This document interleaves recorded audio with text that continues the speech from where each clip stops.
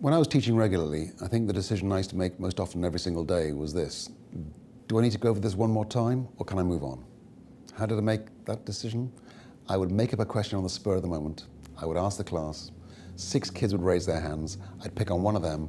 They'd give me the correct answer, and I would say, good, and move on, assuming the other 29 kids are now okay because they've heard one kid give me the correct answer, or that the other 29 knew it all along. So what we're saying is that actually that's a really bad basis for teachers' decision-making. Hearing from 1 or 2 kids who volunteered with an answer cannot be a sensible basis for moving forward. So what we're suggesting is that at least once every 20, 30 minutes, if you're going to make sensible decisions about what to do next, you need to get a response from the whole class. And we call these hinge questions. The idea is that we design our lessons with hinges in them. We don't design our lessons like an airport runway, where the aim is to start at one end and get as quickly as you can to the other end. At some point, you stop and you check to see whether the students are still with you. And if they are, you do one thing. And if they're not, you do something else. So there's a myriad ways you can actually design these questions. What we think is particularly important is this.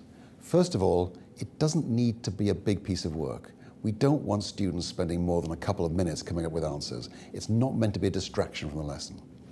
Second, when the students give you the responses, the teacher needs to be able to eyeball the whole class's responses and make a decision about what that means in 30 seconds or less. It's not meant to slow down the lesson.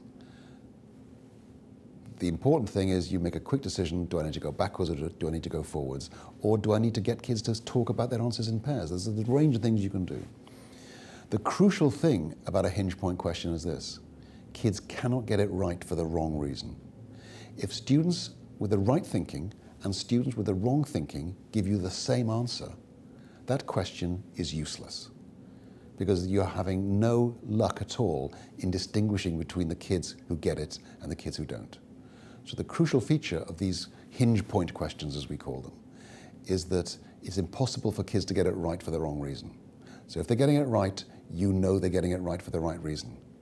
And you need to design the question to support that, because you have the time to hear from every single kid their reasons for their choice.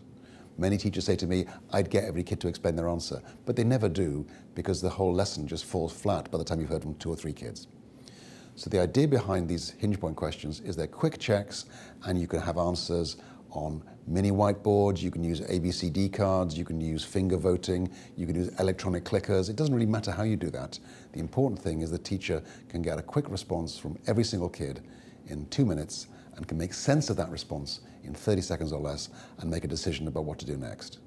This way, your teaching becomes more responsive and more engaging. Every student has to generate an answer to the hinge point question, so they're engaged, and you're getting high quality information about what to do next as a teacher, and that makes your teaching more responsive to their needs.